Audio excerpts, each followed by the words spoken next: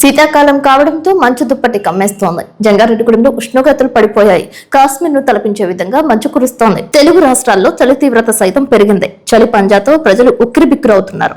Agency ప్రాంతాలు గజగజ వణుకుతున్నాయి. Cold wave ప్రభావానికి ఏజెన్సీ గ్రామాలు వణికిపోతున్నాయి. ఉష్ణోగ్రతలు గణనీయంగా పడిపోయాయి. ముఖ్యంగా వేకువజామునే గాలిలో తేమ శాతం పెరిగిపోవడంతో మంచు తెరలు అలుముకుంటున్నాయి. డిసెంబర్ మాసంలోనే మంచు అధికంగా కురవడంపై సర్వత్రా ఆందోళన వ్యక్తమవుతున్న పరిస్థితిగా భావించాలని వాతావరణ నిపుణులు తెలియజేస్తున్నారు. చలి తీవ్రత కారణంగా ప్రజలు అప్రమత్తంగా ఉండాలని వైద్యులు తెలిపారు.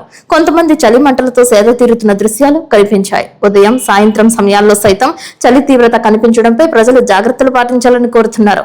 జంగారెడ్డిగూడెం, బొట్టాయిగూడెం, జిలుగుమిల్లి, పోలవరం, కోయలగూడెం, కామవరపుకోట, టీ నరసాపురం మండల గ్రామాలను సైతం చలి వణికిస్తోంది.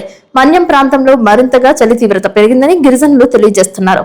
వేకువజామునే రైతు కూలీలు సైతం పొలం పనులకు వెళ్లలేని పరిస్థితిగా చలి ఉందని పేర్కొంటున్నారు. ఉదయం 8 గంటల వరకు చలి తీవ్రతకు గురవుతున్నారు. శీతాకాలంలో ఖచ్చితంగా స్వెటర్స్ వినియోగించుకోవాలని సూచిస్తున్నారు. ఎయిర్ పొల్యూషన్ కు గురి కాకుండా చూసుకోవాలని తెలిపారు. అరకులోయ, పాడేరు, చింతపల్లిలో సైతం ఉష్ణోగ్రతలు పడిపోతున్నట్లు తెలిపారు. మరో 2-3 రోజుల పాటు చలి తీవ్రత ఇలానే ఉంటుందని వాతావరణ శాఖ తెలియజేస్తోంది. మంచు అందాలను కొంతమందికి మోదంగా, మరికొంతమందికి ఖేదంగా మారాయి.